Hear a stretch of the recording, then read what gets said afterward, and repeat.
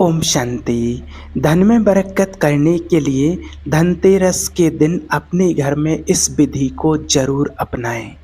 देखिए, इस धनतेरस पर अगर आपने अच्छे तरीके से इस विधि को अपने घर में कर लिया तो आपके पास पैसे की पूरे साल जीवन में कभी भी कमी नहीं पड़ेगी। आज हम देखते हैं कि धनतेरस के दिन बहुत सारे लोग दुनिया में सभी अलग अलग तरीके से पूजा करते हैं।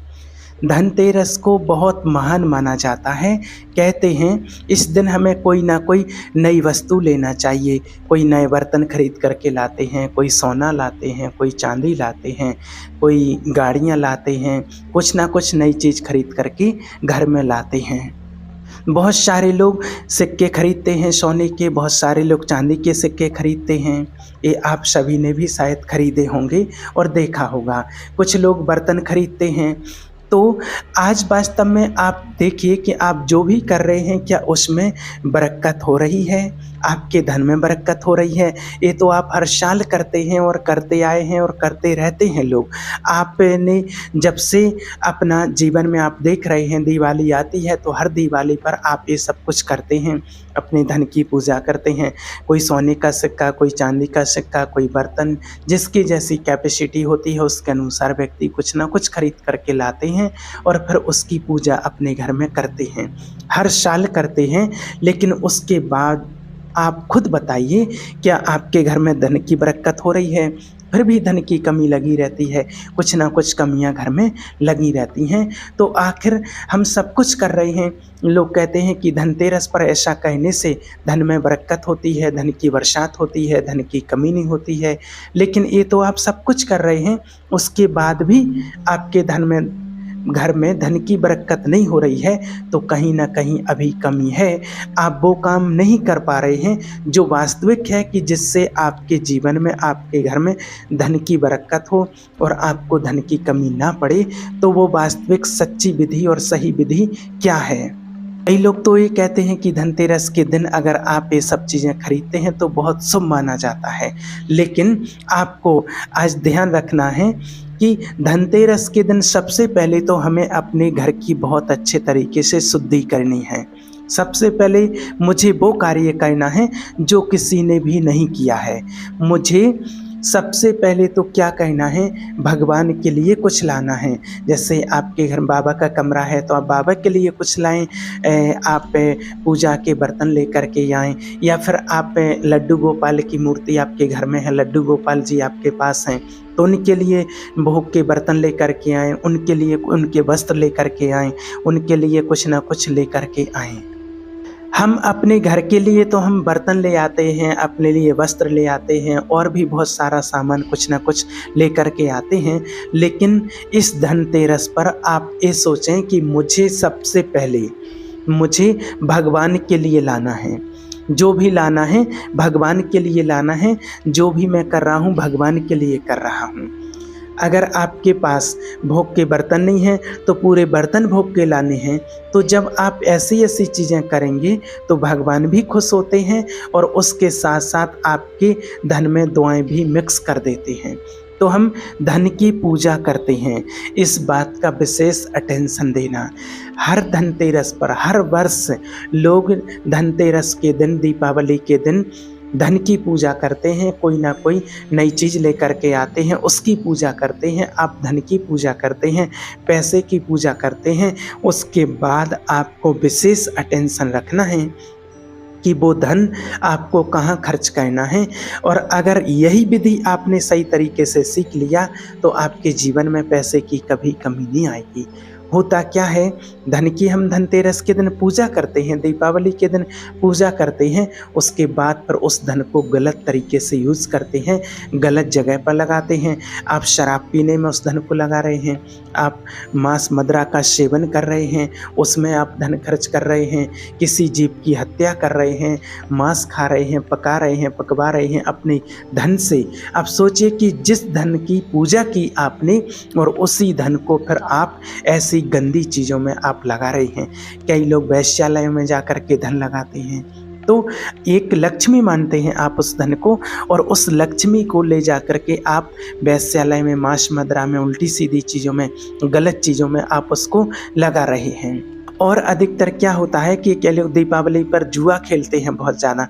अब जिस धन की आप पूजा करके गए हैं और उसी धन से फिर आप जुआ खेल रहे हैं, उसी धन से आप किसी दूसरे को दुख दे रहे हैं। आज सुपारी दी जाती है ना, किसी को मरवाने के लिए, किसी का गलत काम करवाने के लिए, किसी का कुछ करवाने के लिए। तो एक तरफ आप उसको लक्ष्मी मान रहे हैं, धन लक्ष्मी है, उसकी पूजा कर रहे हैं, और दूसरी तरफ फिर आप उसको गलत तरीके से, गलत जगह पर आप उसका उपयोग कर रहे हैं, गलत तरीके से आप उसको लगा रहे हैं। तो आप खुद विचार कीजिए आपके धन में बरकत कैसे होगी फिर, जब आप ऐसी गंदी चीज़ों में अपने धन को लगाएंगे तो। और फिर उस धन की आप पूजा कैसे कर सकते हैं जो धन आप गलत कामों में लगाते हैं। धन को आप लक्ष्मी के समान मानते हैं, तो उसी धन को हमेशा आप ये चेक करें, ये विशेष अटेंशन दें, इस बात पर ध्यान रखें कि मुझे धन को कहाँ खर्च करना है। मेरे हाथ से धन जा तो रहा है, खर्च तो हो रहा है, लेकिन किस जगह पर खर्च हो रहा है, कैसी कैसी चीज़ों में खर्च हो रहा है। जब आप ये फील करेंगे कि मेरे हाथ से कहीं भी व्यर्थ, कहीं भी गलत, किसी को दुख देने में, जुआ खेलने में, मदिरालय में, मधुशाला में, उल्टी सीधी चीज़ों में, वेश्यालय में, किसी को दुख देने में, इन चीज़ों में मेरे हाथ से धन ना जाए। मुझे अगर अपने हाथों से धन देना है, दान देना है, धन देना है किसी को, तो उस धन के लिए जो बहुत आवश्यकता है, जिनको बहुत ज़रूरतें पूरी करनी हैं। आपने बहुत सारे लोग ऐसे देखे होंगे जिनको बहुत आवश्यकता होती है। अपने परिवार के लिए आप धन खर्च कीजिए, अच्छे काम में आप धन खर्च कीजिए, अपनी उन्नति के लिए आप धन खर्च कीजिए, तो आपके धन में बरकत होगी। और आप दान दीजिए, ईश्वरीय कार्य में लगाइए, वहाँ पर आप धन खर्च करेंगे, अच्छे अच्छे कामों में अपने खर्च करेंगे। कई ऐसे ऐसे लोग हैं जिनके पास खाने के लिए भोजन नहीं है, जिनको अति आवश्यकता है, उनके लिए आप अगर कुछ करते हैं, उनके पास पहनने के लिए वस्त्र नहीं है, तो वो त्यौहार कैसे मनाएंगे। तो आप इस धनतेरस उनके लिए आप कुछ ना कुछ लेकर के जाएं, कोई छोटे मोटे बर्तन लेकर के जाएं, या कोई कपड़े लेकर के जाएं उनके लिए, क्योंकि हम अपने घर के लिए तो हमेशा लाते हैं, लेकिन इस धनतेरस पर आप ये सोचें कि जो भी गरीब लोग हैं, जो कहीं रोड पर बैठे हैं, जो जिनके पास कुछ है नहीं, जिनके पास कुछ है ही नहीं, तो वह जानते ही नहीं हैं कि आखिर त्यौहार होता कैसा है। क्योंकि पैसे की तो आर्थिक ज़रूरत है, युग में अर्थ की ज़रूरत तो सबको है, बिना पैसे के आज कुछ नहीं होता है।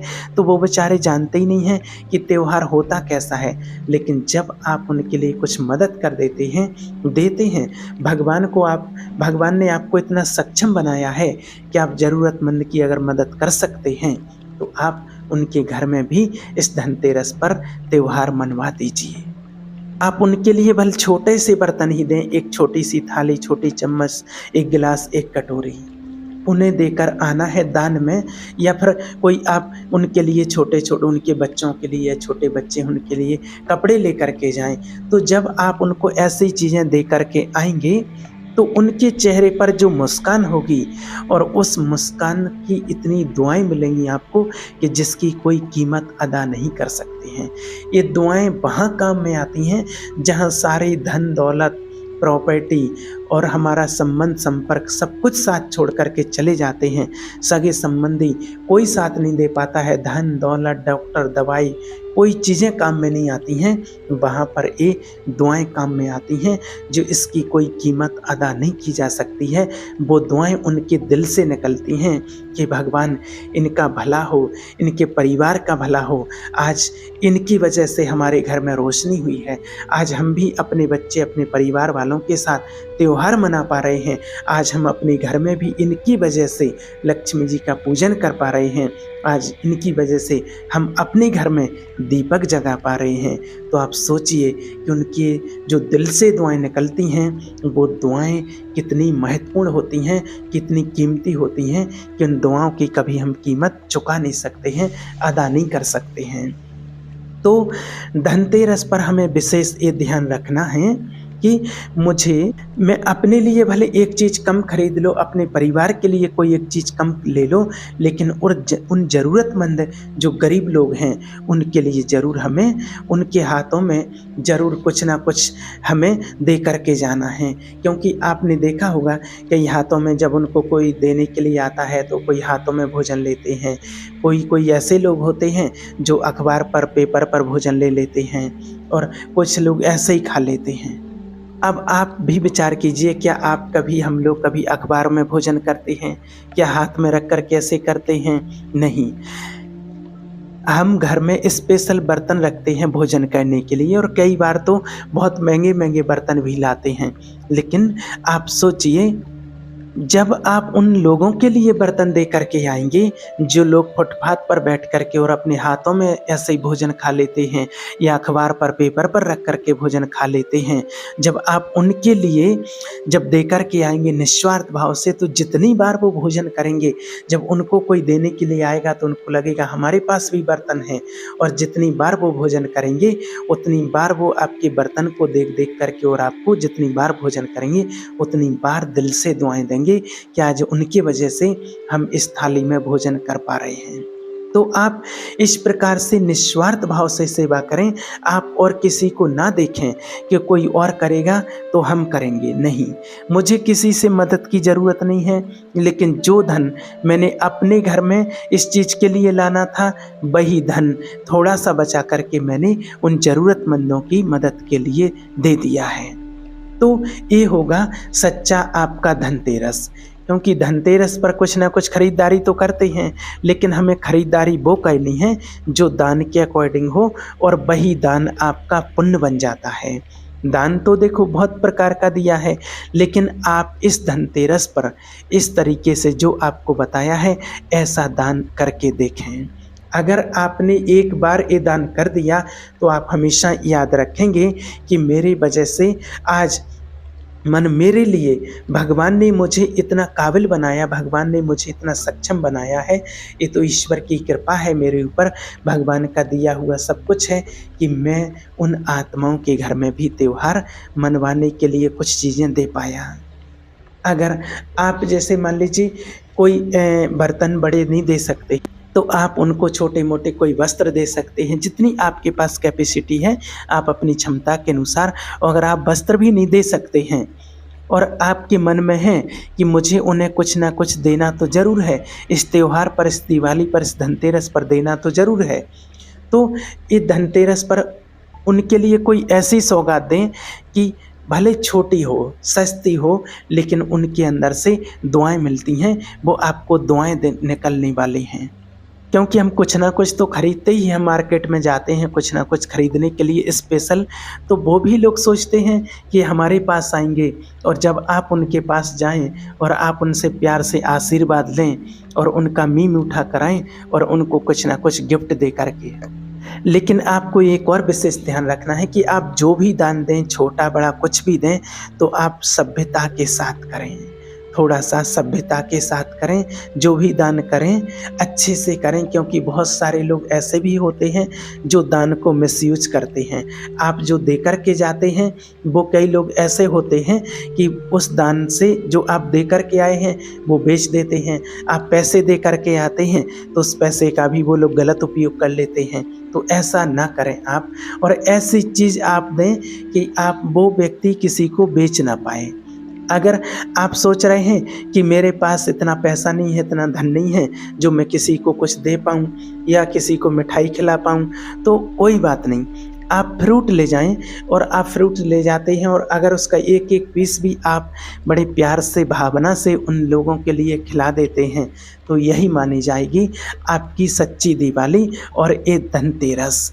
जब आप किसी को बर्तनों का, कपड़ों का दान देते हैं, तो आप हमेशा याद रखें कि भगवान आपके हाथ हमेशा खुले रखेंगे, क्योंकि भगवान देखता है कि अनेक आत्माओं की मदद करने के लिए ये बने हुए हैं, ये सेवा कर सकते हैं। जब आप अनेक आत्माओं की सेवा करते हैं, अनेक लोगों की सेवा करते हैं, तो आपके हाथों में बल भर जाता है और आपके धन में बरकत आ जाती है।